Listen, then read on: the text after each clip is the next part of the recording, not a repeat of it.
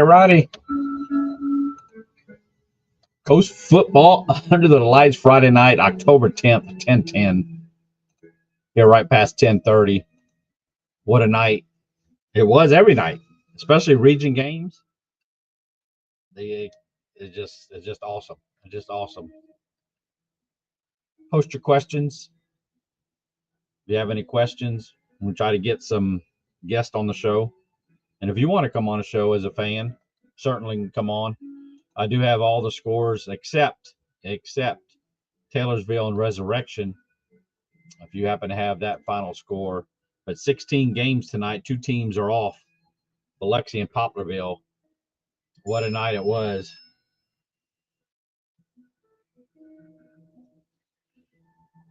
So that was one guest that looks like they'll be coming on here. So we're certainly going to try to bring in some guests. You guys come in. Coast Football, Matt Stats, appreciate it. On social media, Coast Football on X. We're not live on TikTok, but I do have a TikTok account. Instagram, Coast Football, and YouTube. But what a night it was. We'll start there with the lower regions, all region games except for Christian Collegiate, which is an 11-man team now, was an 8-man team. They did lose tonight 54-14 against Bowling Green. And 1A Region 8, Taylorsville and Resurrection, we only have one 1A team on the coast, and we don't have a score for that game. If anybody has a score for that game, certainly appreciate that. In fact, let me see if I could share my the screen so you guys can see what I'm looking at.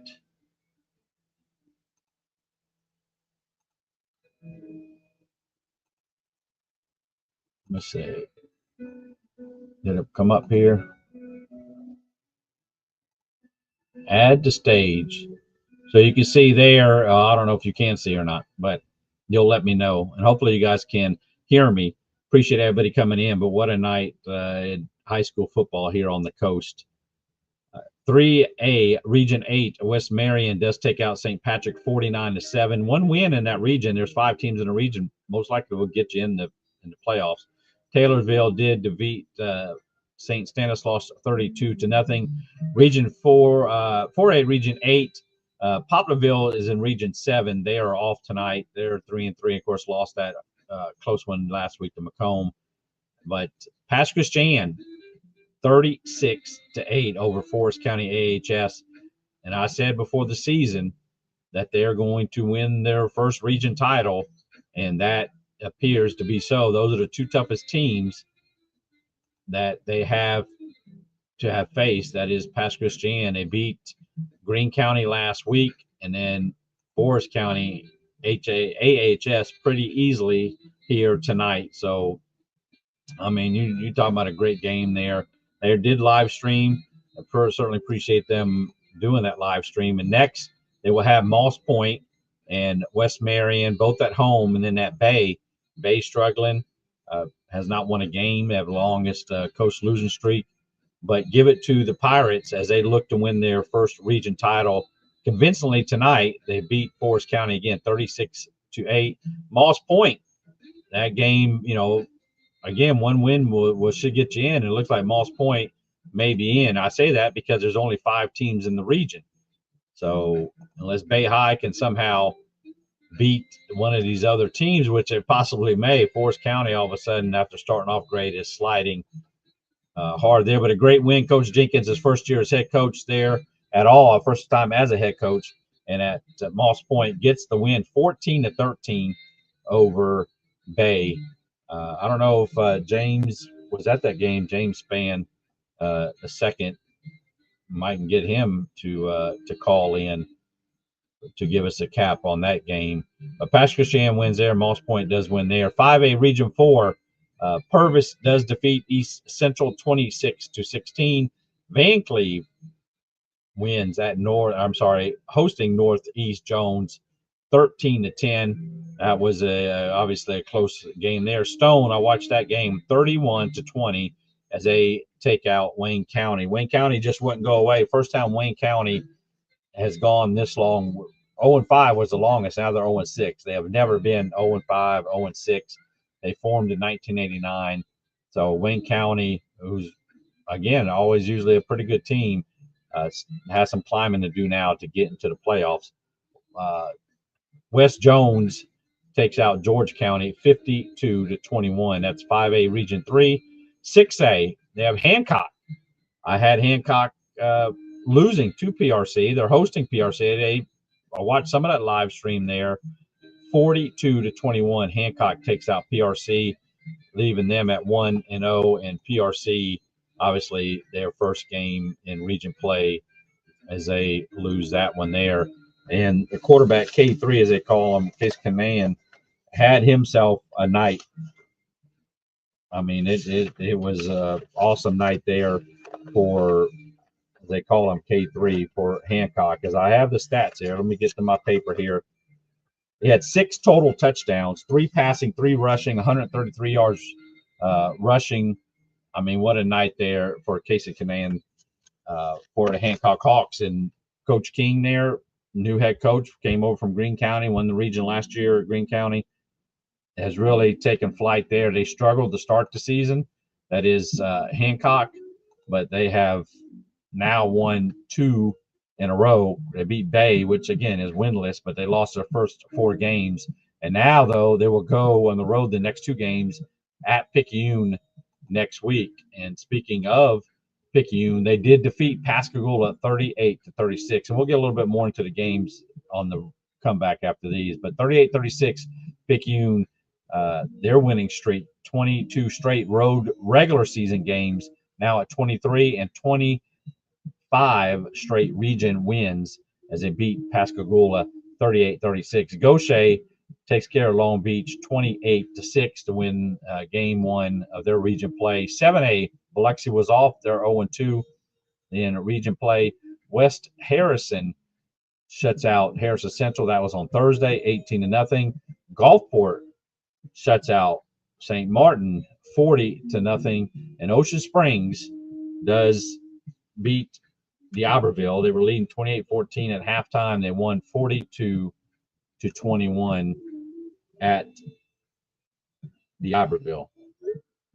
So that was a quick rundown of the games. Again, my record as far as picking was 14-2 this week. And if you have any questions, please feel free to ask questions of anything. Let me share this stream here. This is the Coast Top 10, the results. You see D'Iberville was the number 1 team. See they lost to Ocean Springs. Gulfport does aforementioned wins. 3rd ranked Ocean Springs won. 4th ranked Picayune won. You can see who they beat and what the score was. West Harrison won. Poplarville was off. Pass Christian won. St. Martin lost. Gaucher won. PRC lost. The teams that were just outside the top 10, you have a Van Cleve, you have George County, they lost. Pascagoula lost. Biloxi did not play. Stone won. So we'll see who will jump into the top 10, because I would only think I'm one of the voters, and the 5 other voters, I would think that we would not have PRC to hang on there in the 10th spot. Who's going to be number 1? Well, Ocean Springs jump over Gulfport, after Gulfport just beat them last week. Me personally, as a voter, I'm not necessarily going to put Ocean Springs ahead of Gulfport, but to go into unbeaten D'Iberville home stadium and, Solo put up 4 touchdowns total. I mean, he had a great night as a whole. As a team, they had their turnovers, forced turnovers there tonight. Ocean Springs did, and took care of business there. I was checking in on our guest here. So again, we'll Picayune. Who will drop? How far will D'Iberville drop? I mean, they're 6-0 now, 6-1. Will they go down? Will West Harrison pass D'Iberville? Again, I'm just one voter. I don't believe West Harrison would pass D'Iberville there. So Tonio Peters, what that Picayune or Osha Springs might be one. Well, like I say, with Gulfport, I know St. Martin, was ranked 8th. Their strength of schedule was not there, and they were in the top 10. St. Martin would have been a signature win for Coach Woody and the Yellow Jackets for them to get this win tonight, because they have not beaten. I would have to go back and look at the team, the whole schedule. They have not beaten a team with a winning record. Let me see. They beat Van Cleve. Van Cleve is now 3-3. We're talking about St. Martin. And then they beat East Central in week 2. East Central is 1-5. So, the strength of schedule is what was holding them back when they were 4-0, and when they're in the top 10. They lost last week. I'm sorry, a couple weeks ago to West Harrison by that, 26-21. That held them in that top 10. They did beat Hancock. Hancock does not have a winning record. So St. Martin, will they still be in the top 10? We shall see. I know Gaucher will move up past St. Martin, obviously with their win. And then Pass Christian jumped Poplarville. Poplarville was off. Pass Christian beat Forest County at home. You see Forest AHS 36-8. Well, they, move them up. But yeah, I appreciate your comment there, Tonio. And then we will go look at my record, which is the game predictions tonight. 14-2. The 2 UCI I lost was I picked PRC to beat Hancock. Hancock won. And I had East Central defeating Purvis. Purvis won there. So 84-25 on the season, 13-2 region record and for tonight. And then overall region record 22-4. Of course, every Thursday at 7 p.m. I like to be consistent.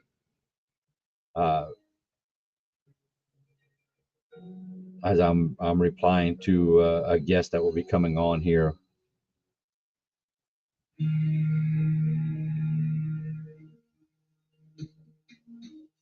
So certainly we'll be looking forward to that. We will have Hunter Dawkins come in there, Gazebo Gazette. We'll have him be coming on. Again, if you have any questions, comments, certainly post them. As a night of all nights, again, Pass Christian looks to have wrapped up the region. They still got to play. They can't trip on the games that are coming up, but to defeat the 2 toughest team, I feel, in the region, and that is Greene County the week before, now Forest County. They'll go and host Moss Point next week, and Moss Point just won, so their confidence level is high there. So we shall see what Pass Christian, and it'll be their first region title for the Pirates if they can get it done there. What other scores that? So what scores surprised you guys? If you guys want to comment, we'll stay on for about an hour or so, maybe to 12. Appreciate everybody joining us. So what score surprised you guys? I mean, again, I missed 2 games, so I guess the score that surprised me was PRC losing to Hancock. Hancock, or both of them, were off last week. So I said they had a couple weeks to prepare. So both teams. I didn't watch the game, and we might get the Hancock guest on here on that. But again, Hancock, great win there. I mean, the wins are going to be possibly hard to come by, obviously, in that region with Picayune there. So we shall see. Coach Bramlett from Ocean Springs. Yes, sir. How you doing? Yes, yes, very good. A great win tonight. Of course, coming off that the loss last week at Gulfport, and I picked you Yep. guys to win by 8. You guys won 42-21. And watching that game, I was watching other games, but what? How do you feel that your team did besides winning? I mean, I know you guys did great watching. I mean, what did you learn from tonight's game? What do you look forward to? Yeah, obviously we needed a big bounce back week, and however it needed to happen, it was a challenge to them to one come out and play with a little more physicality, a little more determination. But playing a good D'Iberville team, they're undefeated for a reason, and really strong defensive front. The Wally kid got a little bit loose at quarterback early in the first half, and made the adjustments we need to make. But very proud of one, the offensive line and the tight ends. Lanny Waltman plays some tight end as well as Hayden Berglund tonight, and the run game was really going for us. And that was a game plan going in, is to establish that and establish some physicality in the game. And those guys were relentless with it. Yes, yes. And then this week compared to last week, you guys had the turnovers yourself. You had that block, and then you had that fumble. That you guys recovered, went down there, and of course, Solo Baggett. I believe he had 4 touchdowns. I believe all of them rushing. I mean, he was just phenomenal tonight. Yeah, they one, the defense creating turnovers is something that we have to live by, and offense usually does a good job of capitalizing off of those, and didn't have any turnovers last week, and did come back this week and kind of get back to the style of football we play, and defense was bending a little bit but coming up with big turnovers when they needed to, and then offense came back and put points on the board off of them. And then, like you said, Solomon had a big night rushing. I have no idea what his totals are. As far I know, it was a lot of touchdowns and a bunch of yards. And then Sherrod had a big night. Chop, he had a big receiving touchdown the first drive for about 50 or 60, and then also a rushing touchdown and a couple other big runs added on to that. So those two really carried the load tonight offensively. I think somebody texted me and said them two combined for over 400 yards, and most of it being on the ground. And they had a really big night. But again, a lot of credit to the offensive line and tight ends for their blocking, because we kind of went back to a little bit of our offense from last year with the multiple tight ends and the 12 personnel looks, and strictly because we had a receiver that was out this week, and then defense was down a couple guys, but did a good job putting their helmet on the football, creating some turnovers, and a big punt block that those coaches had schemed up, and they went out there and got it, and Eli Chenault laid his body out there, got all the football, and then Aiden Watson recovered it, and we were really hoping he'd get in the end zone there, but I think it was marked at the 2 or so. So that was a big time turnover, and really set us up for halftime and having that 2-score lead. Yeah, 28-14. You guys had it at halftime. I mean, when you scouted the team or see what Diablo was good and bad at, as far as you just say, okay, we won't be able to do this against them. Let's just obviously go against our strength and run the ball or pass it. I mean, you saw some weaknesses there in the defense or so of the Warriors. So I mean, how do you go about game planning for them? I guess it worked. Your game plan worked, obviously.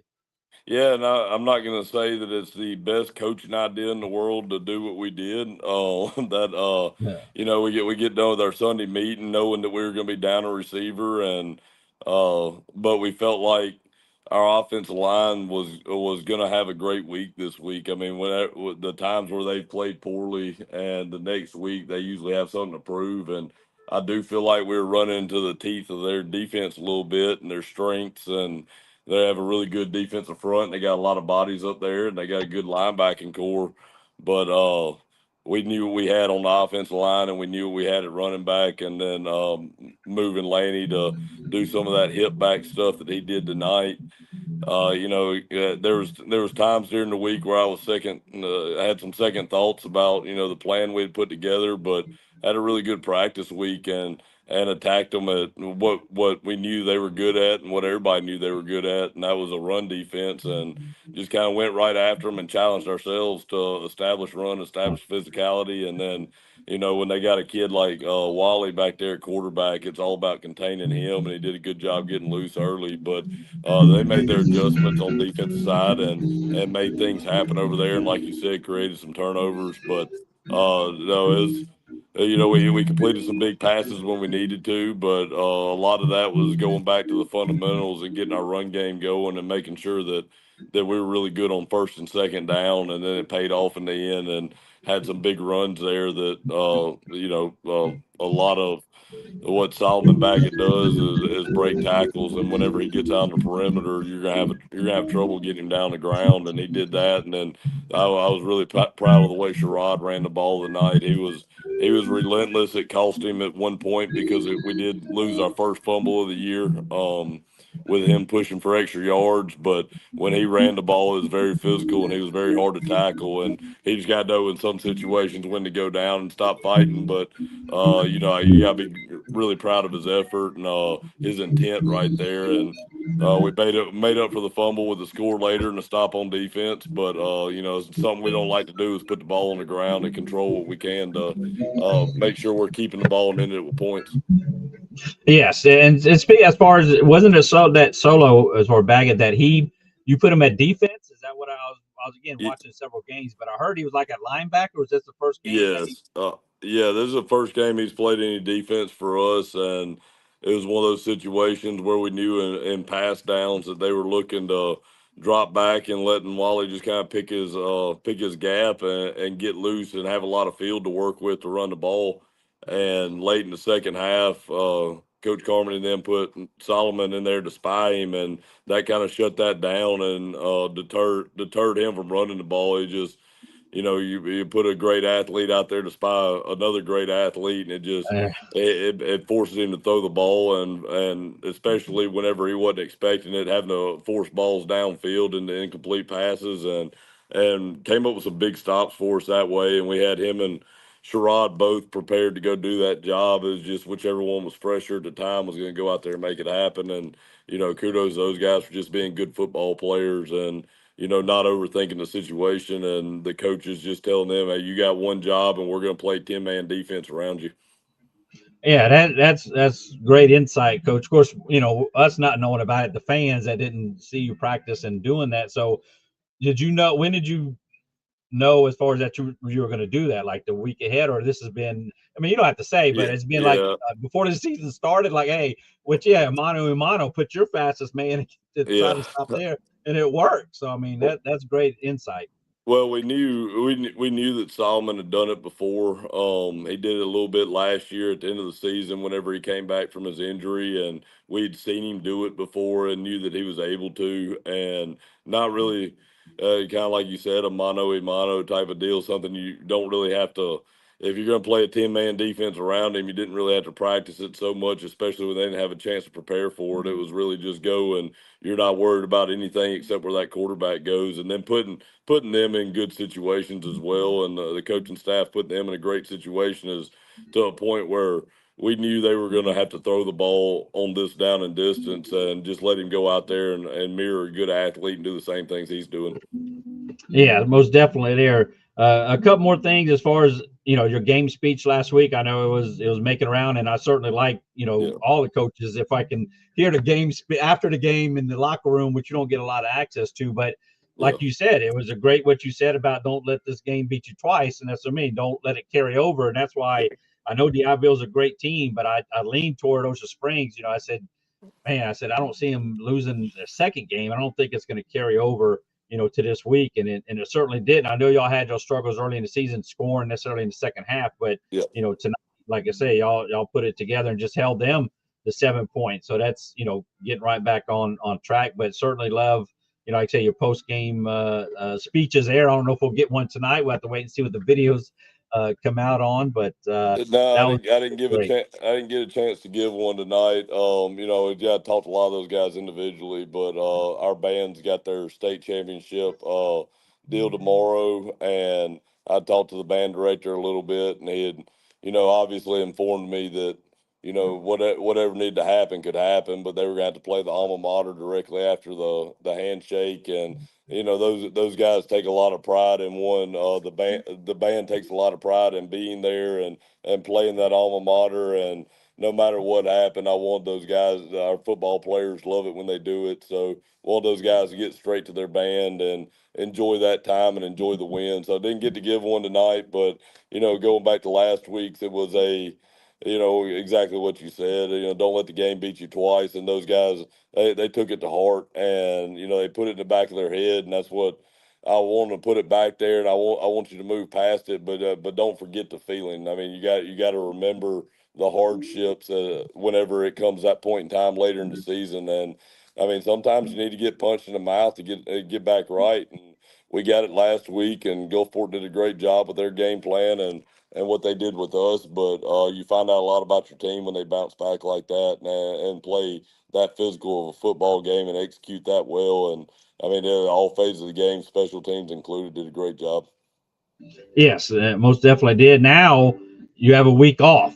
So, Finally. and then in 2 weeks, you'll be at West Harrison. But as far as this week off, are you? I mean, of course, with the loss again 2 weeks ago, and now you get the win, you're back, on track on the winning track.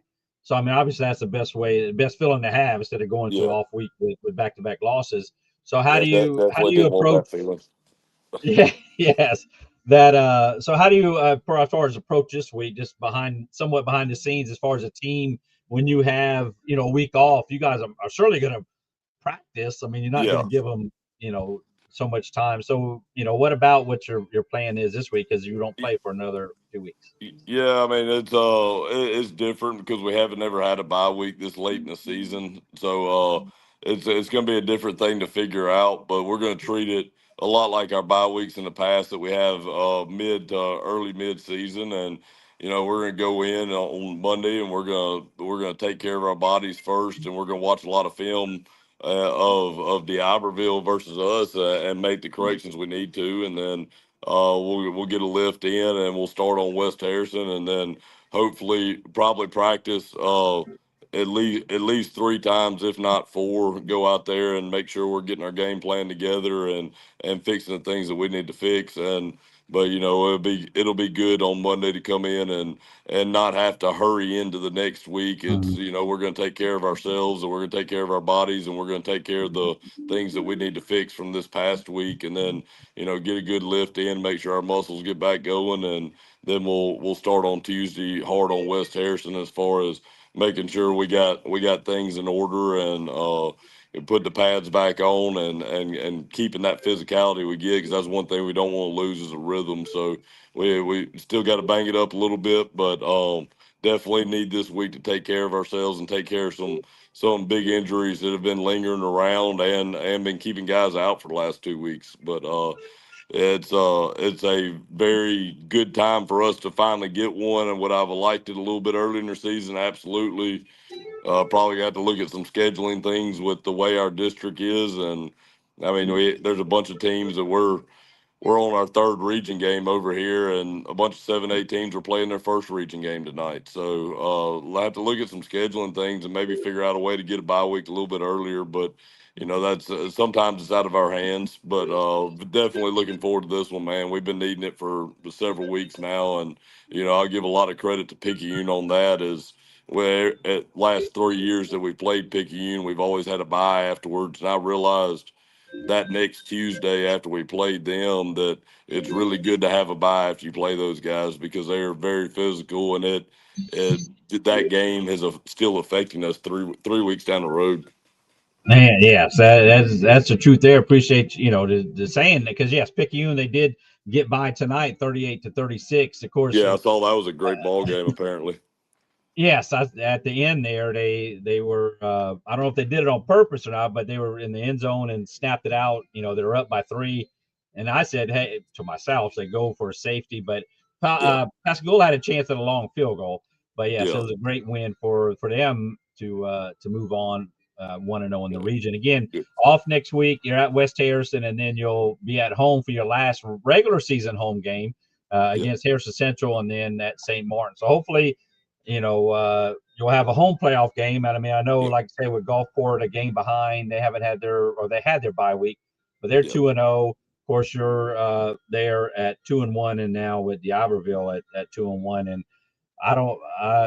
I'm not the type to figure it out if if there's a Yeah. three-way tie, but we'll have to figure that out when it's Yeah, all I said and know done. if there is a three-way tie, it comes down to points given up during region play against all opponents. But right now we're worried about controlling our own destiny as far as making sure that we get a home playoff game and set ourselves up in the best place possible. If you're not going to be the 1 seed, you need to be the 2 seed. So, and then that region up there's I don't know what's going to happen up there. I don't know who's going to be 1, 2, or 3. I know Petal knocked off Oak Grove tonight, and Brandon was off, and then Petal plays Brandon next week, so that should tell us a lot about who their Yeah. 1, 2s, and 3s are going to be. And I'm interested to see that, but I don't think no matter where you are, I mean, whoever their 4 seed is going to be a really tough ball game as well. And Northwest can get in there and be a 1, 2, or 3 as well, or at least a 2 or 3. I think they have one loss to Brandon, but they can jump up in there and get in the mix too. So really have no idea who you'll be getting, but you know you're going to be getting a good football team, and you really want to be at home. So our job's to control that part. Yes, yes. Well, again, a great win. Now you have 8 straight road wins there, and of course you go on the road against West Harrison, who won, Thursday night, and you're going to get everybody, like you said, everybody's best shot 100%. there. Yeah, so I certainly appreciate you joining us here tonight, Coach Bramlett, and you got the new streak going, 1-0, 1 game winning streak in the region. That was a heck of a run, and but hey, you got a new streak going, and Yeah, got enjoy something the else to week work off. on Do you I mean, you got to answer this, but again, you're not playing Friday, or will you go to a game? I mean, to watch the team? I think I am. I need to go back where I'm from and get a couple things done, and I may try to haul tail up there after Friday practice and see if I can't catch the Brandon Pedal game and see what that looks Brand, like. yeah, and that's where you're from. For people who don't know, that's where you were at, is Brandon, correct? Yes, Yeah, yes, I'm from Brandon and went to a couple different places. Or I'm originally from Brandon, went to East Rankin, and um, but I have a lot of connections there, and like going back and seeing those guys. But also, the deer camps up there too, and sometimes you yeah. just go up there and check on them things. Yes, yes. As I see the videos from your wife, when she posted it, they're Oh going yeah, hunting. So that's I, pretty good. I So have to remind her I, that we're hunting and not videoing. yeah. So I certainly appreciate it, Coach Bramlett. Enjoy the week Absolutely, off, man. and we look forward to you guys at West Harrison next in 2 weeks. Yeah, man. Thank you for everything you do. I appreciate it. Yes, sir. Thank you, Coach Bramlett. All right, Hunter. That was Coach Bramlett. Are you there, Hunter? Yeah, yeah, Yeah. yeah. I was telling Coach Jake, I said, I've known him for a long time. When he was the offensive coordinator at Bass, he and I talked a lot, and he's a good dude. So, Yes. Yes. So yeah, it was great for him to come on. A great win there at D'Iberville, 42-21. Yes, 42-21 was the final score there. And of course, again, you deal with Gulfport. I was watching, Gulfport again. I was watching 4 or 5 games, but Gulfport, yeah. shut out St. Martin, which, a little bit of surprising. I mean, I know, Gulfport, of course, still rolling after that win at Ocean Springs last week. They're in first place of the Well, region with the Iberville's loss. So, how do you think Gulfport, did tonight? oh yeah. Well, you know, one of the main things that I think Coach Brandon could tell you this, and I didn't interview him, so I don't really know what he would say. But from my assumption of what he would say, is Gulfport's got a stout defense. I mean, except for the 3 explosive plays they ran, pretty much Gulfport shut them down. Was They were Ocean Springs was 0 for 11 against converting third downs. St. Martin tonight was 0 for 12 in converting third downs against Gulfport. Gulfport just doesn't allow you to play. If you don't have an explosive play, they're not really going to give you anything. They're getting off the field as much as possible, and their offense. minus Cooper Crosby is very, vanilla, but they can be able to use that, having the great field position that they give themselves. And I think it's going to be very tough for whoever to beat Gulfport next, for the rest of the region games. Yeah, well, next week they will have at West Harrison, who That's correct. who played Thursday and shut out Harrison Central with several key players out, sitting out, Yeah. and they still won 18-0. So they'll have an extra day, if you would say, that to prepare for Gulfport, and that's a I mean, that really could, you talking about stirring up the pot, or throw whatever words you want to say. If West Harrison needs to beat Gulfport, then you're going to have, Ocean Springs, West Harrison, D'Iberville, Gulfport all with one loss. That could be really something. But Gulfport, again, the last time they won the region was 2019 when they won 2017, 18, 19. So, Coach Pennock has that team, in the right direction. Again, they could be easily 5-0 if they, that Picayune game with that last second interception there, they were in field goal range to tie the game. And then Petal, they had that field goal that was wide, right, that they could easily be 5-0, but Coach Pennock, has them going. And you see it firsthand because, again, you're there on the radio calling the games. Well, and also, too, one of the funny stats that nobody really, Harold, my play-by-play guy, didn't realize until I told him, tonight was Gulfport's first home game win. The first home game win of the season. I mean, they've only played three home games, and two of them came down to the last play of the game, which they lost to Picayune and then against Petal. And remember, Matt, like I told you before a couple weeks ago, Petal's probably going to win that region up in the Pine Belt. Yeah, in fact, that was a 3-game losing streak Gulfport had. If you want to go back to last year, they lost their last home game. So, yes, to get their first win tonight, and convincingly, Crosby, from what I heard, 19 carries, 90 yards, 2 touchdowns there. And they did have a receiver. Again, you called the game, so you know who did what. But a couple, I think one receiver, I was trying to write his name down. I think got his first touchdown this season. Do you know his name? Camden Morgan. Yep. Camden Morgan? Camden Morgan. Okay. Morgan. Yes, sir. He had it was something like 7 or 8 catches for 120 yards and 2 touchdowns from Parker Nettles. It was the first Parker Nettles did the most touchdown passes he's had in his career. Oh, I didn't know that. He had 3 touchdown passes. Yep. First time he'd had 3 touchdown passes in his career. Because remember, last year, Parker Nettles was a quarterback that transferred in. Last year was Dane Sullivan. Dane Sullivan decided he wanted to just play baseball now. So. Oh, okay.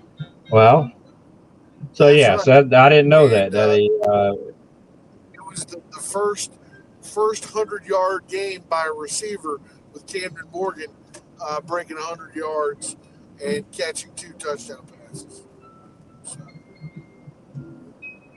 Okay, so these other scores, I don't know if you know the other scores or if you're, I do know one other score, Pass Christian, where they essentially they beat the second toughest team in their region.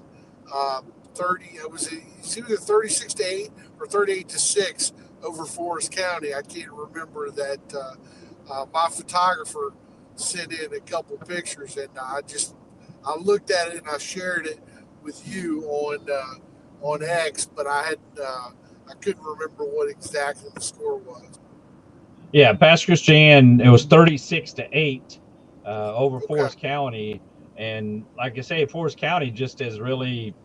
They started off pretty strong, but they have really fallen off. Again, I'm not in their locker room, so I don't know if it's injuries or what the deal is. They got the new head coach there, Bo Russum. So, they started off 3-0, but those are non-region games, beating the St. Stanislaus and Long Beach and Van Cleve, but then now they've lost at East Central against Purvis, and then last week they did win. I'm sorry, they did win, so they're 4-2 Yeah. against that 5 overtime game against Moss Point, and then they Yeah, lose tonight.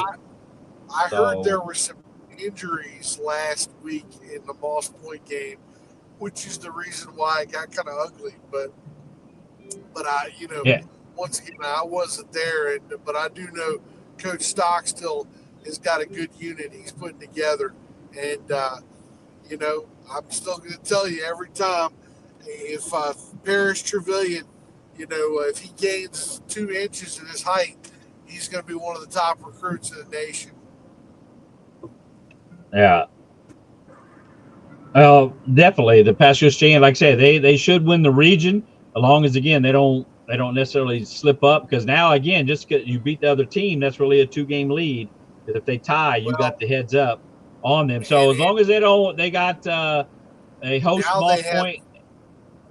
now they have the 2 weak teams in the division in the region. They have Moss Point and Bay High.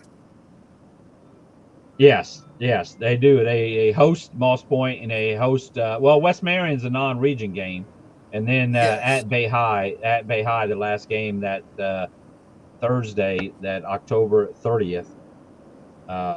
So trying to see if to get a couple other guests here, but yes, the other scores, Hunter, again, and about 7A.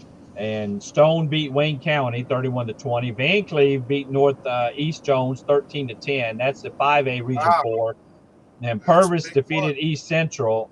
They defeated East Central. Purvis did.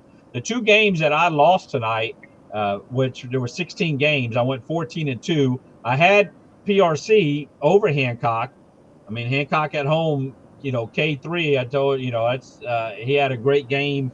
Kason Kanon, if I'm saying it right, I'm always trying to get it pronounced right, but he had a phenomenal night there with 6 total touchdowns. I mean, he just keeps on going, and Coach King there, that air raid offense has finally seemed to be taken off, as they did defeat PRC tonight, and that is a major win. Now they go to Picayune next week. That is Hancock, but 41-21, they defeated PRC. That is Hancock. They're now with 2 wins in a row for the Hawks. The other games, Tylertown, shut out St. Stanislaus. The Rockachaws just, are just struggling, obviously, struggling to score. They got a lot of young players there on that team. West Marion beat St. Patrick 49-7. I don't have the Taylorsville Resurrection. Bowling Green beat Christian Collegiate 54-14. So Christian Collegiate, Wow. is not They've winning, scored. but they're They've scored scoring. twice. Yeah. Nice. And again, you only can imagine how hard it is to go from 8-man to 11-man when you All don't right, have Matt, a lot of players. I do have Coach Jeff Stockstill of Pasco Shan, who texted me that he will log on if you have his number and you want to send him the log on. I can send it if you want. Okay. Just Oh, I whatever can you I want can to do. send it. I can send it on there. That's one I was going to ask him. Yeah, So go I'm ahead doing it and now. Because yes, we're gonna get Coach Stockstill, who's done a phenomenal job there with the Pirates, again winning the first playoff game, and then now he is there,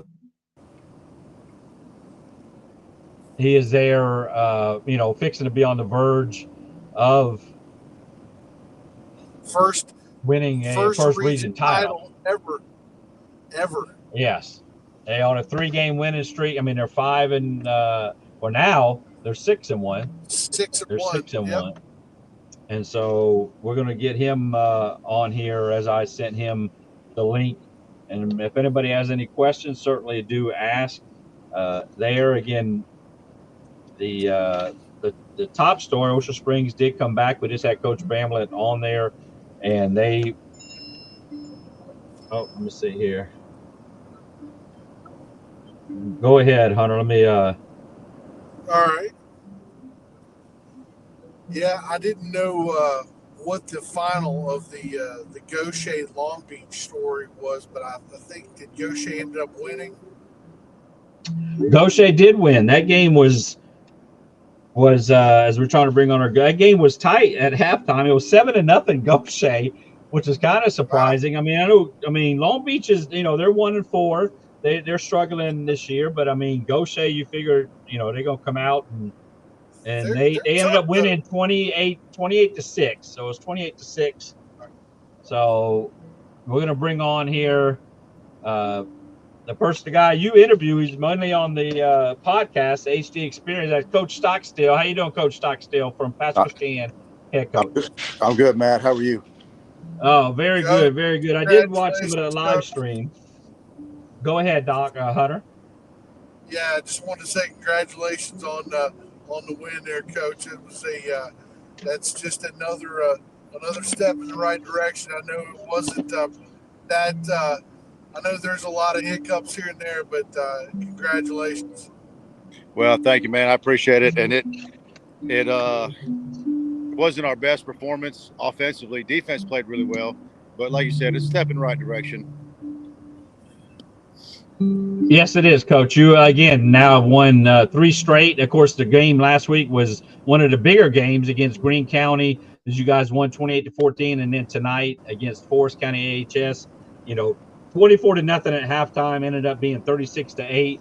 I did watch some of the live stream, but what some of the players, of course, you have Paris here that comes up, it's always getting the light. What are some other players that really contributed tonight in this season? Well, we got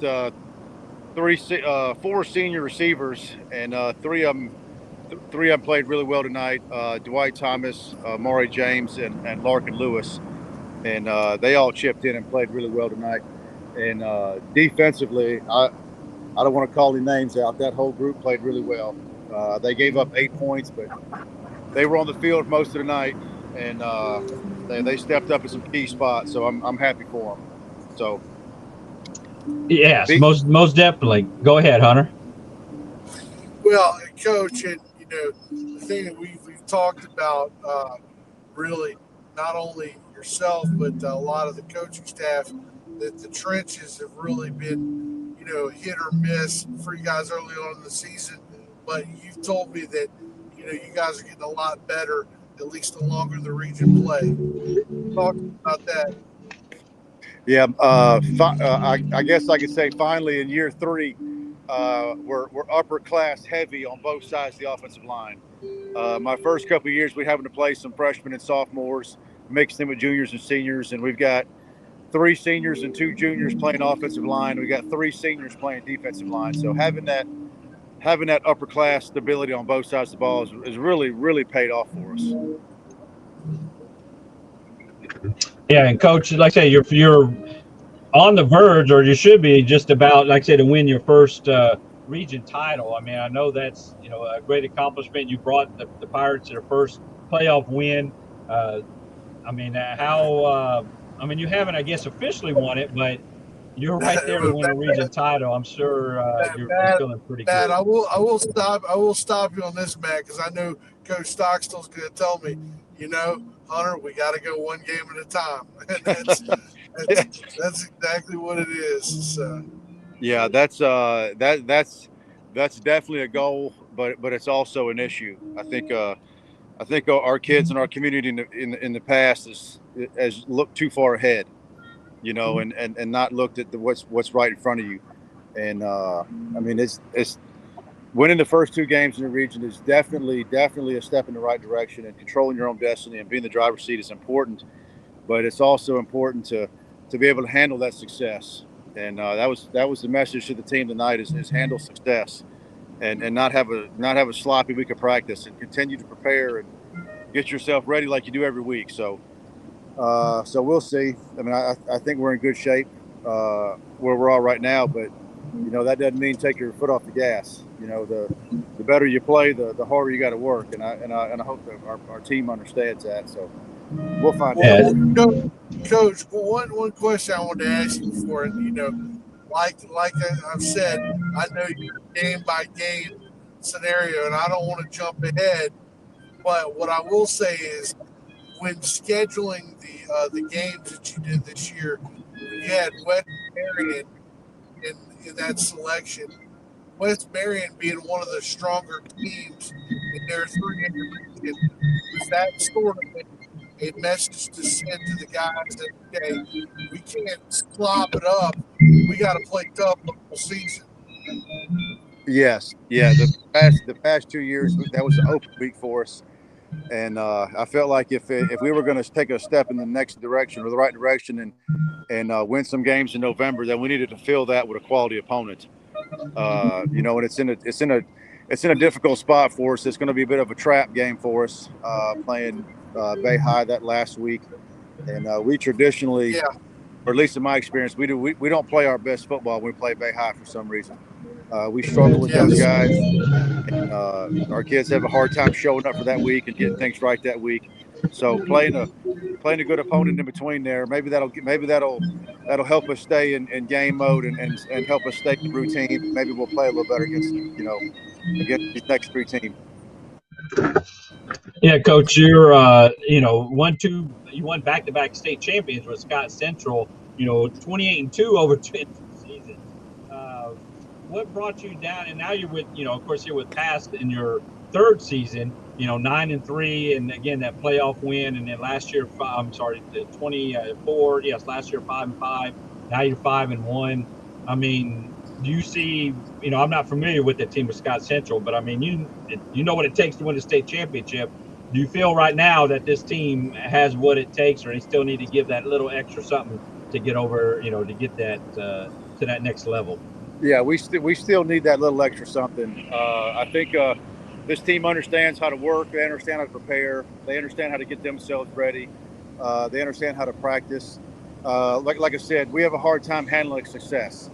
If we get a big win, too many people on the internet, too many people at school, too many people around town are telling how good they are, and we've struggled handling success.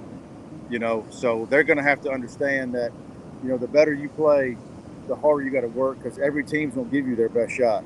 And so I think we're in the right direction as far as winning games, but we still got to do a better job of handling success and understand what it takes to win if you're a good team versus just a regular team.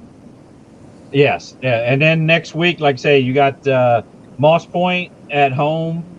They just won, their game against Bay tonight. So I mean, they're right in. For some reason, you're not saying you're going to overlook it. Certainly, you're not going to get your team to overlook Moss Point. But Coach Jenkins over there, feeling good. They probably should have won the week before against this Forest County team. They did not, but they did win tonight over Bay. They're 1-1 in the region, if I'm not mistaken. And you guys, of course, obviously 2-0. So. How's your team going to prepare this week? What's your schedule for this week? Y'all come in on Sunday and then take it from there? Yes.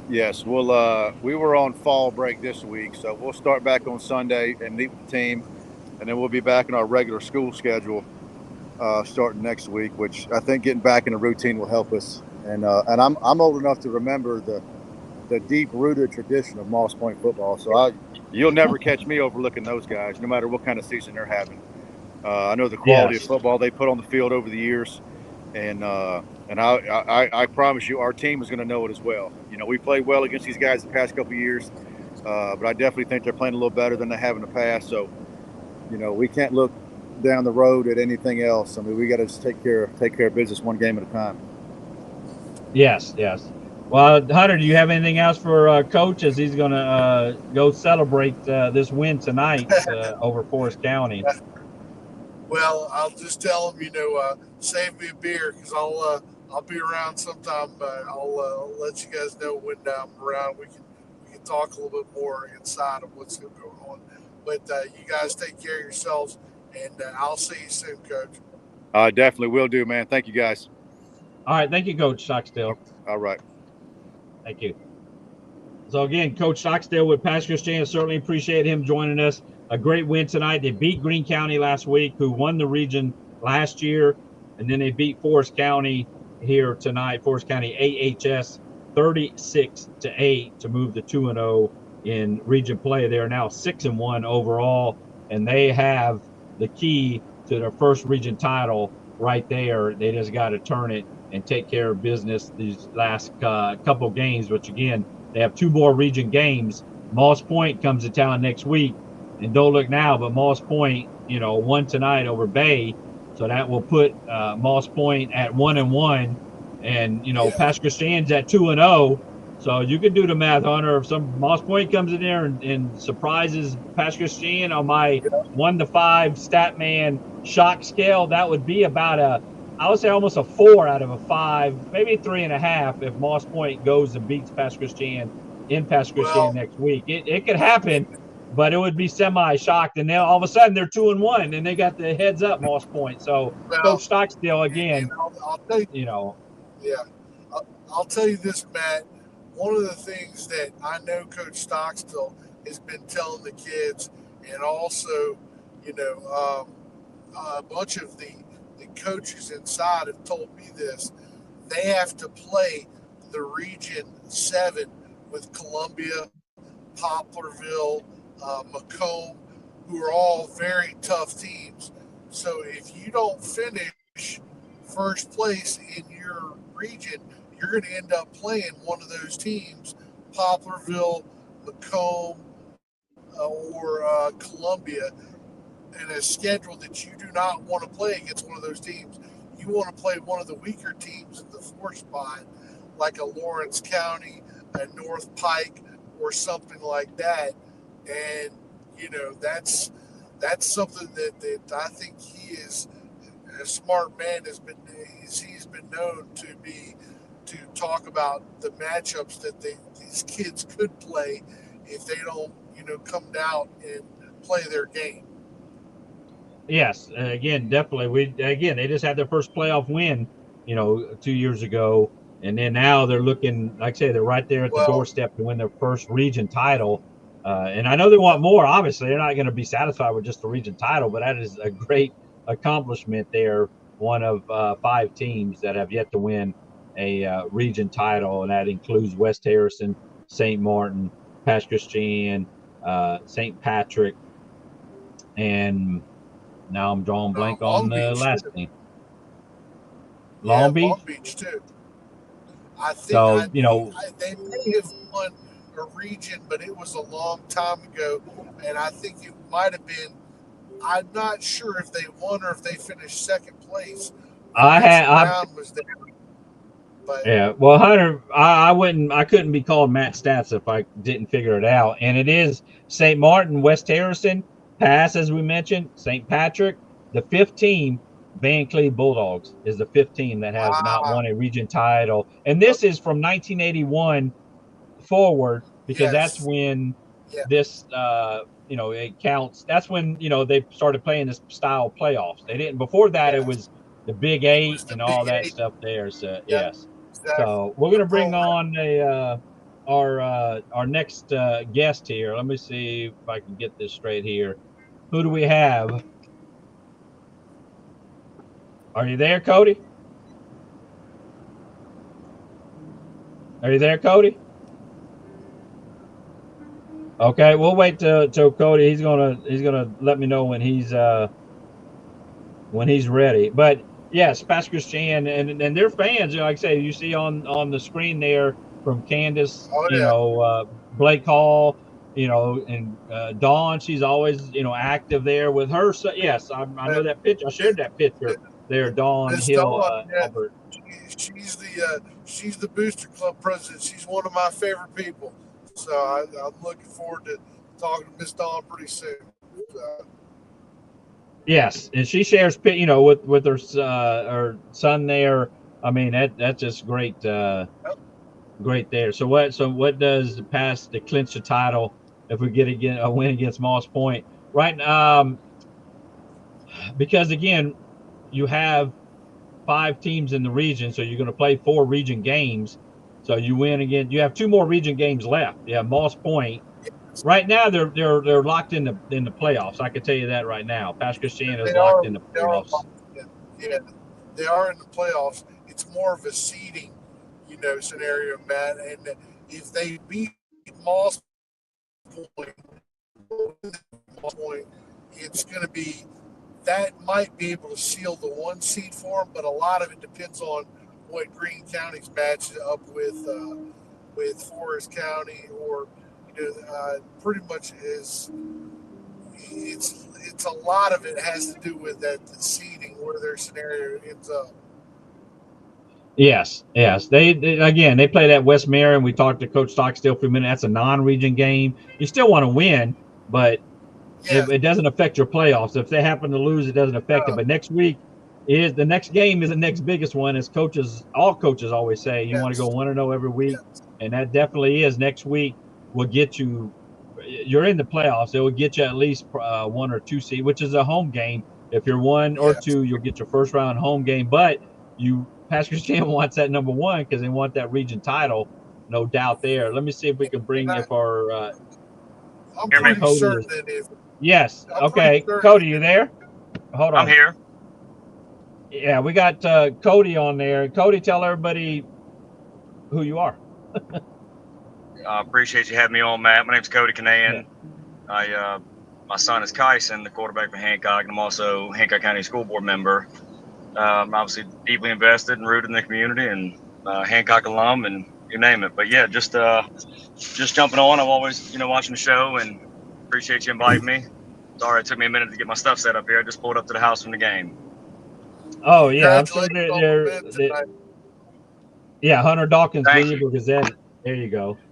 There, I turned my light on in my truck here. I didn't walk inside yet. The dogs go crazy. Yeah, appreciate that. It was a great win. Really a good team win. We were still able to execute at a pretty high level offensively, like we have done in most games thus far this season. Defense, made some big stops.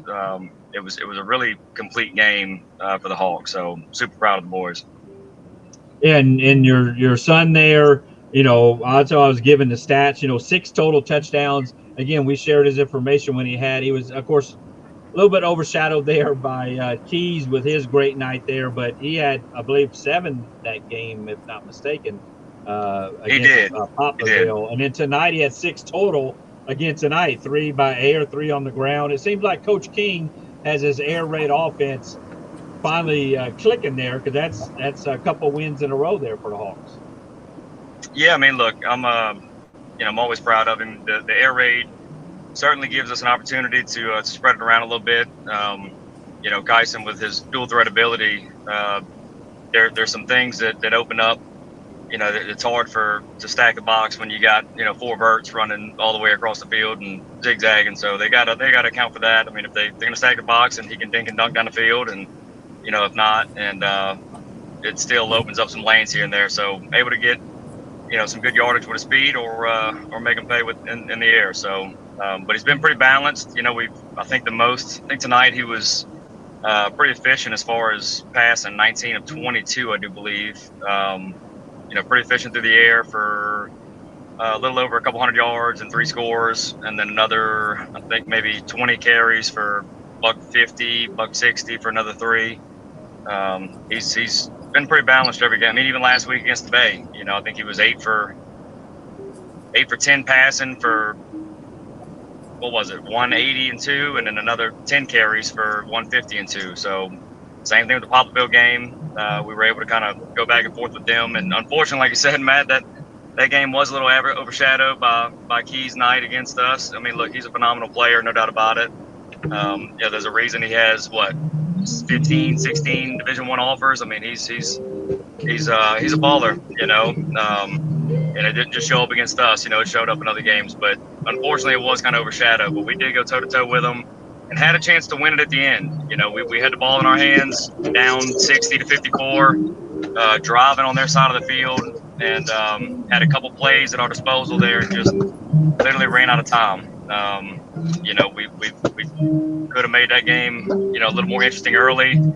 I won't be that guy, but there was a play earlier in the game where pretty much everybody in the stadium, including the photographers, were confident that Kyson crossed the goal line with basically a rush, jumping over the pile, and kind of gave up his momentum, thinking he had crossed, looking at the line judge and the linesman, and unfortunately they never signaled touchdown, and kind of hurt us. But when they shoved us back, not only was his momentum stopped, they popped the ball out. So to add insult to injury, even though his forward progress had come to a stop, they gave the fumble. So that touchdown early in the game was wiped off the board, or it may or may not have made a difference. But either way, we've hung in there in most games this season. But super proud of the boys to get this first district win. Look, I won't hold it against you for having us underdogs tonight. I think when you go by records and looking at what we had coming in at 1-4, in our game against the Bay last week, and PRC being 4-1, but I have not looked at their entire schedule. But I will say we played some dudes, man. Pretty much everybody we played thus far has one, maybe two guys committed, already at the next level. Most of the guys committed are Division I players, on the defensive side of the ball that we played. So we played some guys. Yes, I mean, I know you speak about, like you say, with the offense and the air raid, and I guess the elephant in this room is that the Hancock defense, they did, give up 21 points tonight, but that's where I guess is the weaker of the two sides. So I mean, you got to score enough points. Like say, you fell short of Poplarville, and yes, I did have you losing tonight there, but I don't mind to be wrong. PRC is a great team, and it's a big win because now you're again actually 2 games ahead of PRC, even though you just beat them. Obviously, we say it all the time, head to head, because now, don't look now, but now you go to Picayune, who did go by Pascagoula tonight, 38-36. That I know you'll enjoy the win tonight. Where is your son? Is he celebrating, or what's he doing? I think so. So we haven't had this feeling a whole lot this year, right? Other than the Bay game last week. And look, they're county foes, but they're also in our county, and love those guys over there as far as the parents and everybody. So I won't discredit the program at all. Man, they're battling. They kind of like us from last year. A lot of turnover. We had 28 seniors on our program last year, and I think we have 7 or 8 this year. That's a big gap. Not that our record was great last year, but we still had some guys that were experienced and have been in the program for a long time. The Bay, same thing. They had quite a few seniors last year. Some of their they're starting quarterback, running back, receivers, linemen. So they kind of had they're a little down right now, but we won't kick them while they're down. But it was nice to get that win last week. So this week being a big district win, with all the talk of the PRC, and obviously they're having a great season. So coming into it, it's okay to be the underdog sometimes. But so tonight I think they feel a little bit better about themselves, and I think there may be a little small celebration amongst the boys and some of the players trying to get together and just embrace it, enjoy it, and especially these seniors, man. That was we only had 4 home games this year, so that is our second to last home game. We only have one more, I think, in a couple weeks against Gula for senior night. So they're going to make the most of this, and we'll step on that field one more time for senior night. That'll be it for my son and some of the other seniors, man. But definitely a big win, and certainly going to enjoy it. Yeah, well, I know is he committed? Is he not committed to is he committed to junior college? Is that where right now? No, not yet. So okay. He's been offers. Yeah. He does. He's got a few offers, and he's had communications with some other coaches that have reached out, and obviously his numbers last year were good. The kid certainly held his own. I think he led the entire 6A in rushing last year, all of 6A. Actually, he led all of 6, I think, regardless of class, at the quarterback position in rushing yards last year and touchdowns with 1,315 touchdowns. Passing yards were not where he wanted, I think right at 1,200. Moving to this air raid, will allow him to showcase a little bit more of that side of it. The true dual threat. It was an RPO, system last year, and it's good for him to have seen that. And now in an air raid, to have experience in both offenses, going to the next level, I think it'll certainly carry over to that when he gets there. But he's waiting to kind of set a few conversations. It's more starting to reach out as they start to look at his numbers and maybe pay attention. I mean, look, at the end of the day, you've been doing this for a long time. When coaches, they always say they'll find you, right? I mean, if you got the physical ability and the tools, sometimes when you got a lot of talent on the coast and in the state as a whole, they look at that box score and they see us on the wrong side of that win column, and it can deter and it hurts, but his chance of putting up the numbers that he does and the stats. And look, it's a team effort, man, and couldn't do it without those guys. Getting that opportunity to get in the win column in a few of these games, and I think we'll have him, starting to look into some of the film a little more. But he has had conversations, so he's not trying to jump to anything right now. Just trying to wait for what he feels most comfortable with that. And I wouldn't advise him to hurry up and make a decision. I mean, he likes the offers he has, and certainly building a relationship with the coaches at each of the respective schools. But he keeps getting told, look, you're gonna get some bigger offers. You're gonna get some bigger offers, and whatever that looks like. If it's beyond JUCO and it's a Division I level, then I'm sure he'd entertain it, man. But we're just kind of play it out and see how the rest of this goes. I think he's he's over 2,000, I think, total yards now, rushing and passing for the season. At the halfway point with 20 touchdowns. So not bad for the kid right now, going for a younger group that we have. There's every one of our skill position players other than him are pretty young. Yes, Hunter, did you have anything for Cody? No, just Cody. The whole idea of how comfortable is Cason really in the system. I mean, I know he's putting up good numbers, and I know things are working out. I just want to make sure his comfort level at a certain point where he can take some advantage of the schedule further down. So I think as far as being comfortable, I'm sorry, the last part of that broke up. It's like some background music. What'd you say? With the air raid system, if they're a little bit comfortable with air raid. How comfortable is he with it? Oh man, look. Yeah. You got some kids are just, and look, I won't say because he's my kid, man. You can turn the tape on, watch a game. He's a gamer, and there's nothing that the kid lives and breathes this, ball. He enjoys the opportunity to go and compete, be the best version of himself. But, it's hard to rattle him or make him uncomfortable in any system, really. I mean, he's just a student of the game. I've preached that to him.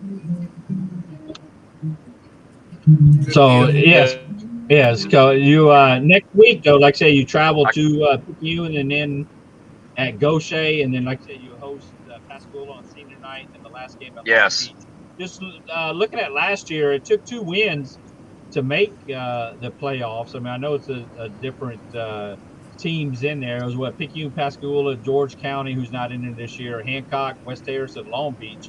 So West Harrison and George County is not in there, but it still took 2 wins, and you got the 1 win. And again, if it comes down to UMPRC tie with the record, obviously you got the heads up. So a big win tonight for you guys, and you go to Picayune next week. I mean, I know, the Picayune 25 straight region titles. Yeah, thanks, Matt. Appreciate that, man. I don't know where those guys, respawn from over there. Their running back stable that Cody's been able to bring. I was a high school official, obviously, for the last 10 years as well for football and baseball and junior college and beyond. But, when guys started playing Friday nights, I didn't want to miss those games. But, look, Picayune they got some guys, man, right? I mean, they got 2 SEC linemen, committed, Alabama and Vandy. Pretty much you got Pascagoula's got Division I DBs over there, and Vandy dozen guys, and everybody in our division is certainly no cakewalk or pushover, but when you look at it from a realistic perspective, Matt, it takes 2. Last year our 2 was West Harrison and Long Beach, and we were able to get through that. We put up a fight against George County and Picayune.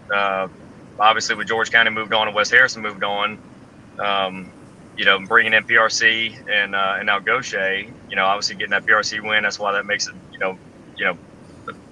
very, very big going forward for us, as far as our chances now. But I don't want to say that, one team's a pushover compared to the other. We're just going to prepare, and hopefully these boys will enjoy this and, want to get to that next look, the goal is to make the playoffs, and anything can happen. When you get to district, it's kind of it's a 0-0 record.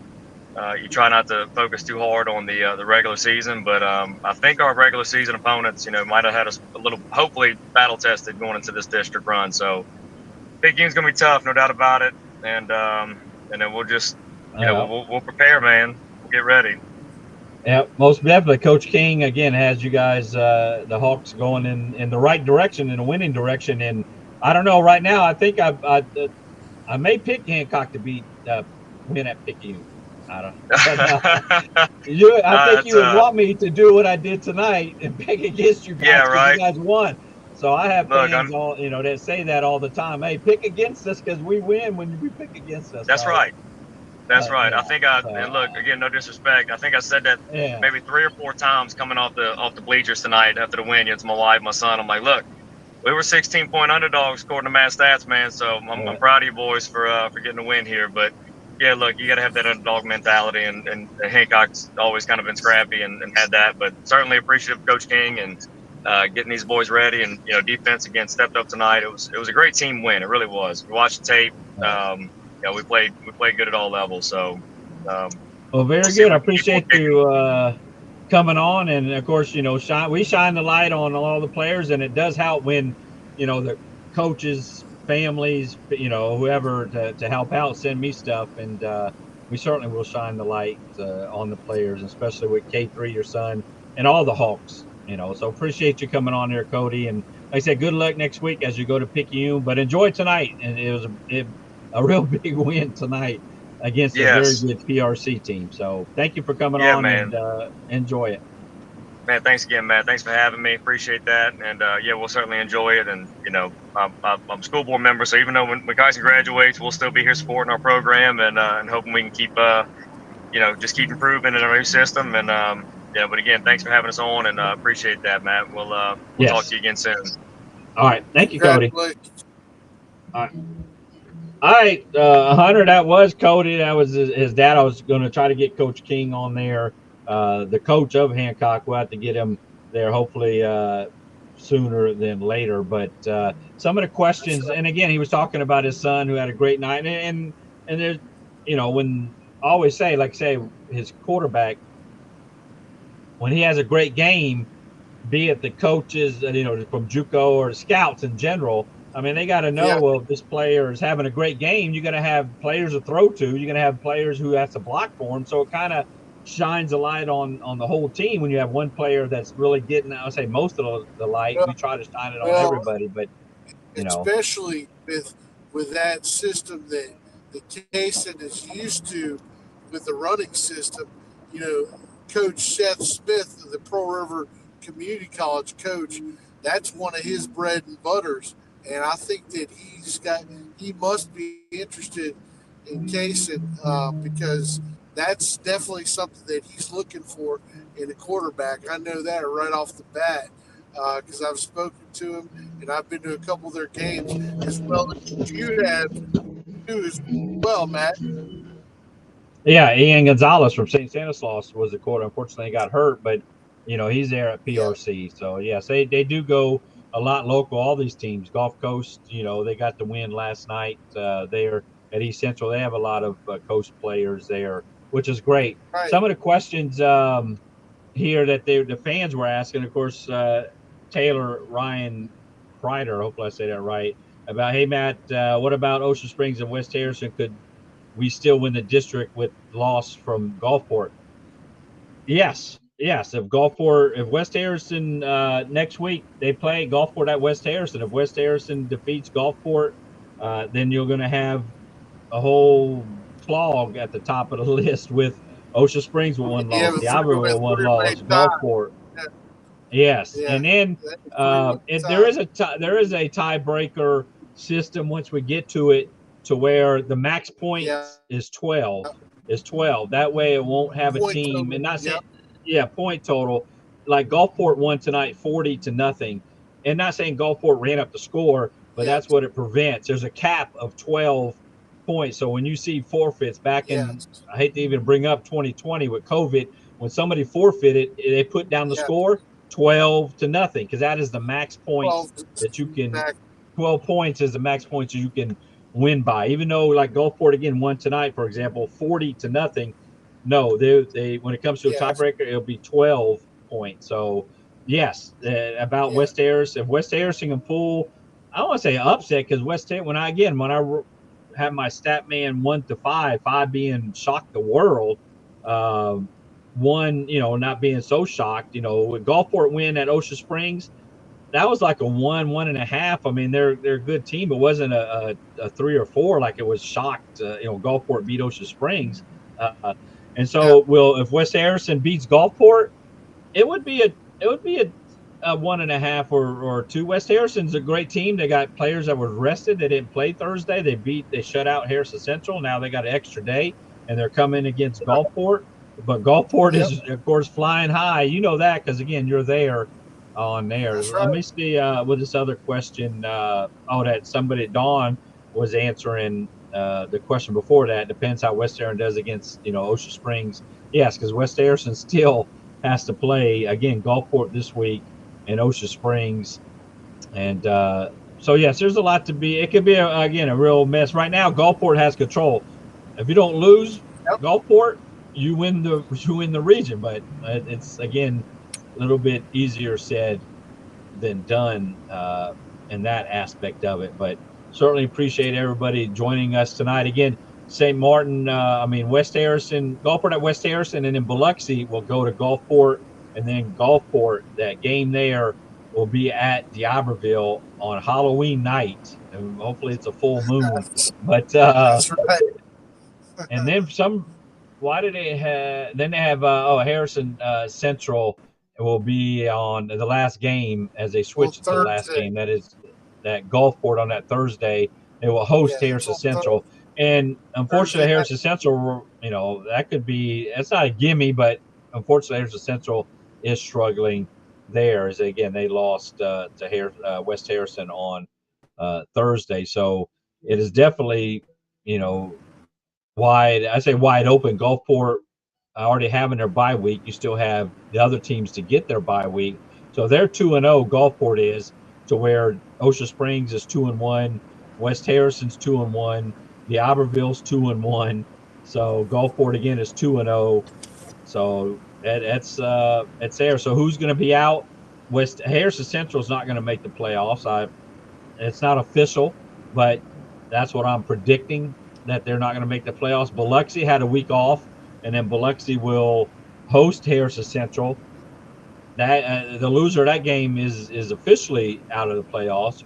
Biloxi injured, so hopefully they'll get their players back at full strength, and they can make a run. They're not out of the playoff picture. They're probably out of winning. They're out of winning the region title, just by what I'm seeing. If St. Martin and West Harrison end up tied for the 4th spot, West Harrison obviously would get the win because of the matchup. Yes, and my prediction before my region prediction, well, it's kind of smeared because that Ocean Springs not losing and D'Iberville losing Ocean Springs, and then I had St. Martin losing, not winning a game except for Harrison Central, but yet they beat Biloxi. So yes, we shall see. St. Martin again lost tonight. They will host D'Iberville next week. If somehow, some way, they're at the Hive. If St. Martin could beat D'Iberville, that would really again throw things up, and it would help St. Martin. That's a huge mess up right there, Matt. Yeah, and anything could be done. They had them again a 40-0 score. It was 13-0 at halftime. Gulfport was leading St. Martin, so it was like, man, the Gulfport possessions, it wasn't about the defense more or less than it was about the offense. Gulfport committed 9 penalties tonight.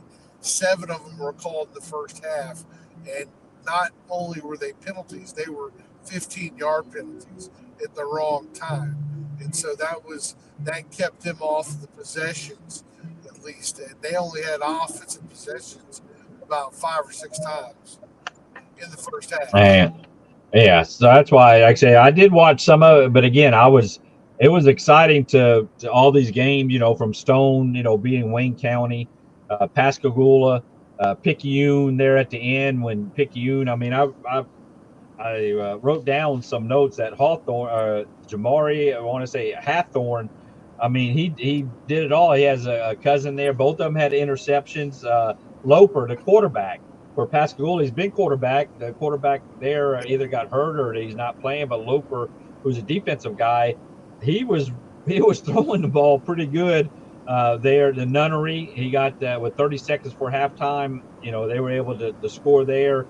And at the end there, it was 38-34. And Picayune, you know, with seconds left on fourth down, I don't know if they did it on purpose, but they snapped it past the punter to go into the end zone and give them the safety. Then they kicked it off, but yet Pascagoula drove all the way down to around the 30-yard line or so with time running out.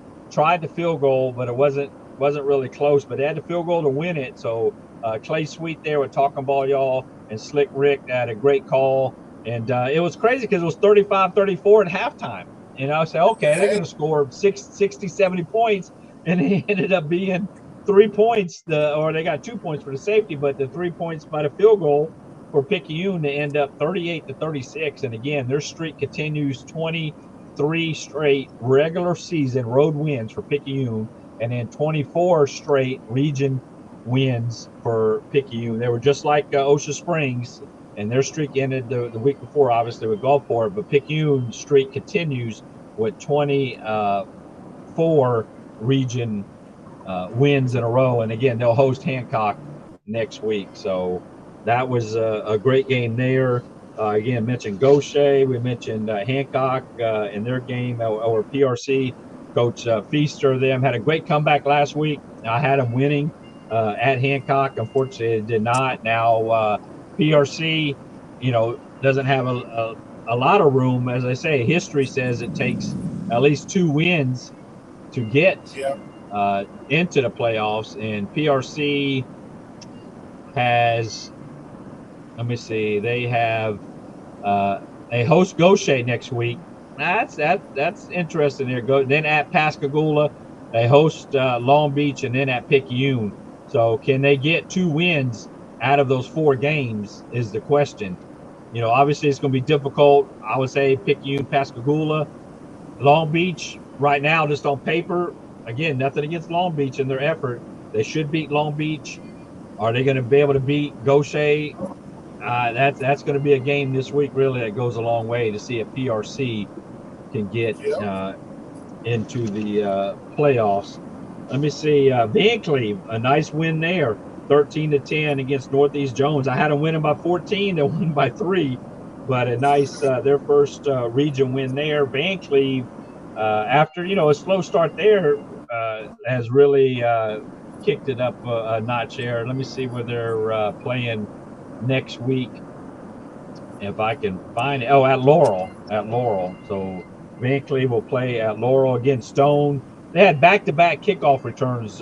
Wayne County ran it back for a touchdown and kicked it to Stone. Stone ran it back. It was 16-7 at halftime, and then all of a sudden they kick off the offense there in the second half, and it ended up being, I didn't even write it on my paper, 31-20. Stone wins there.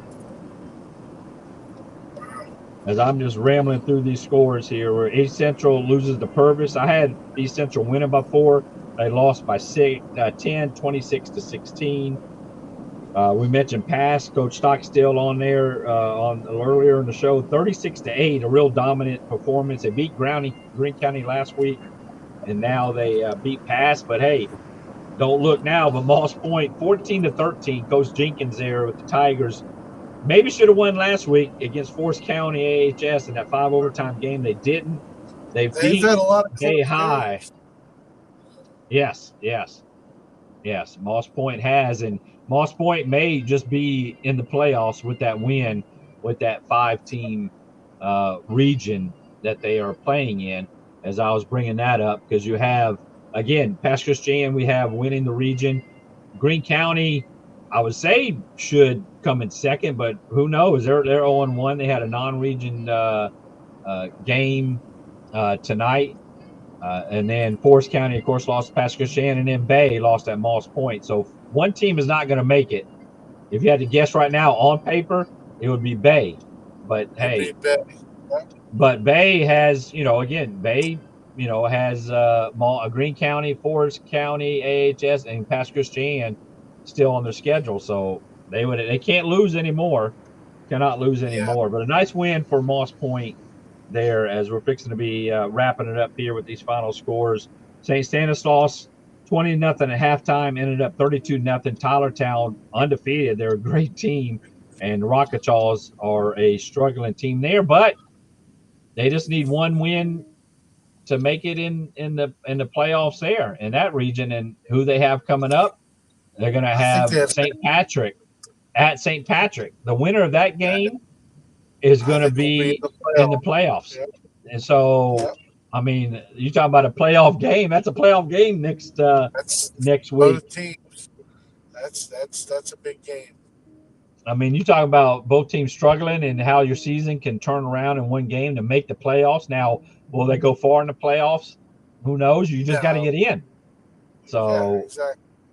So that's the game right there. Again, St. Patrick loses tonight 49-7 at West Marion. So they drop it there. So again, next week will be for a in and you win in the playoffs. The other teams in that league, Presbyterian Christians 1-0. Tylertown, again, we mentioned they won tonight. West Marion won also. So that leaves St. Patrick, St. Stanislaus, the 5 teams in that region there. And then Resurrection, unfortunately, they lost, and I didn't write it down on here, but I will look here. 30 no, that's the score I don't have. I don't have a score for Taylorsville and Resurrection. And then Bowling Green did defeat Christian Collegiate. That was a non-region game, and that was the 16 games that went tonight. Again, I went 14-2, missing Hancock. I thought PRC was going to win, and then I thought East Central would beat Purvis, and I lost that game. So, yes, Dawn, again, I told you they wouldn't win by 14.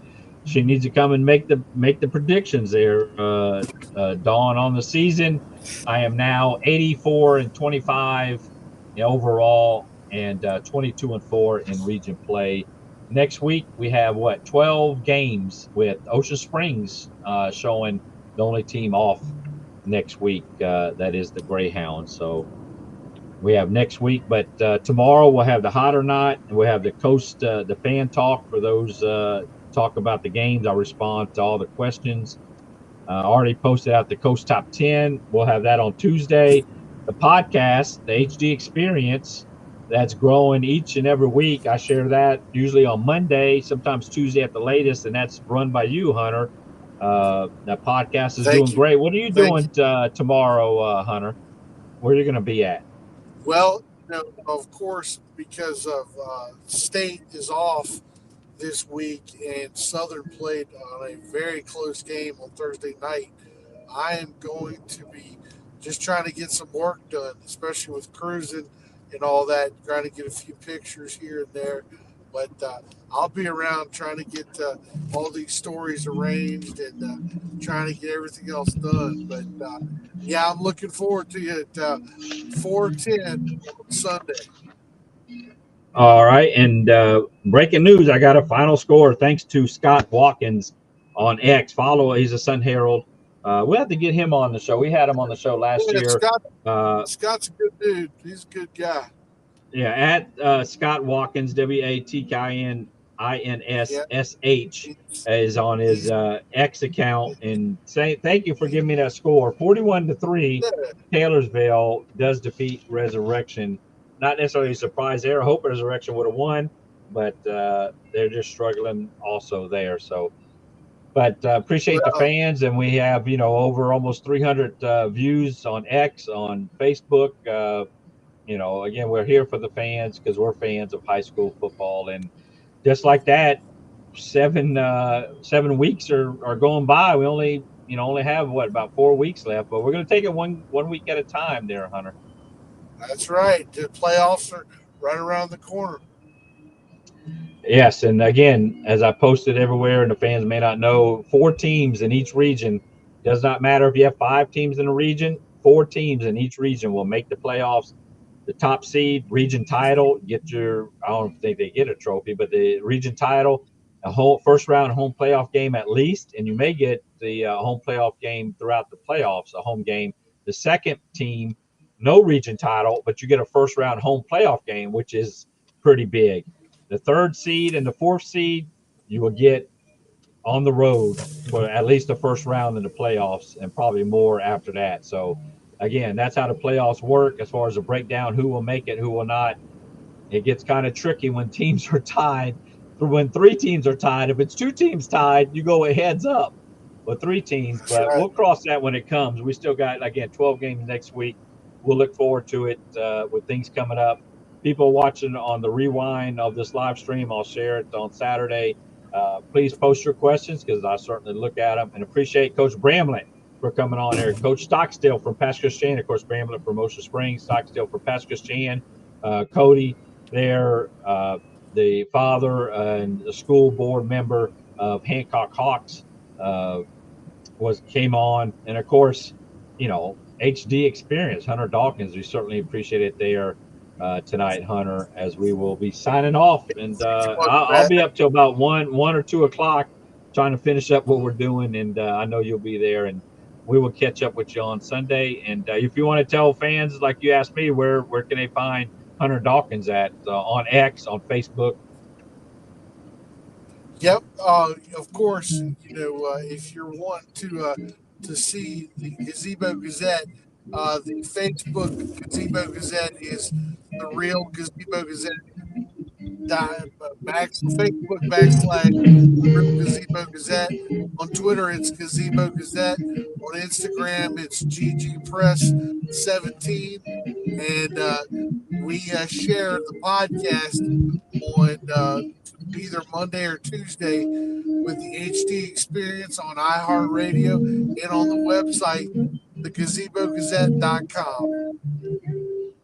Very good, very good. I certainly appreciate it, Hunter. Again, I'm here as I feel as a hub for all the fans to come to. You got a lot of people doing a lot of content, which is great. The coaches show, Coach Bramlett on Tuesdays. You got Biloxi Coach on Wednesdays. Gulfport Coach Pennock has their coaches show on Thursday. You have St. Martin to do pregame videos. You have Pristine. If that's what I'm saying right now, I don't want to get it wrong. They do great content with West Harrison.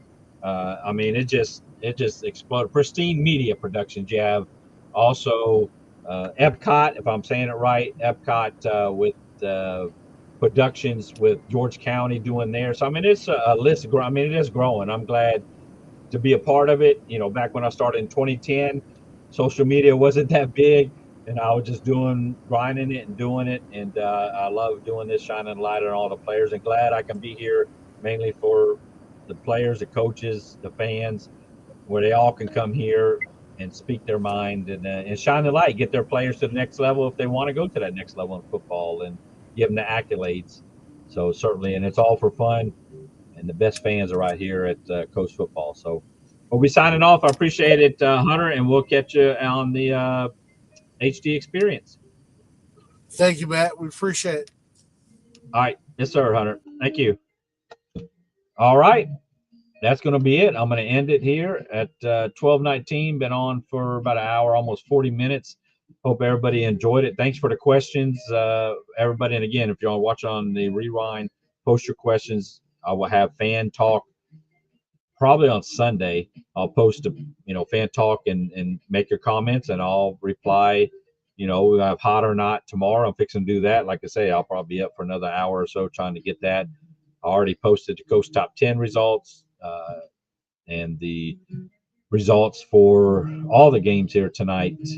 And appreciate everybody joining us. Again, the guests, Coach Bramlett, Ocean Springs, Coach Stockstill, Pastor Christian, and Cody there from Hancock Hawks there, the father of K3, Kaysen, the quarterback. Look to have more coaches come on next week, and also hopefully try to get Scott on there from the Sun Herald. Maybe even try to get WLOX or XXV to come on. Bring as many guests. Post what you want. What do you like to see on here? What do you want us to talk about? We try to shine a light on all the classes, on all the 25 coast teams, and not just necessarily stay with the big teams. We try to cover all the coast teams and wish them luck each and every week. So I'm Matt Stats. Have a great night, and we'll catch you under the lights next Friday.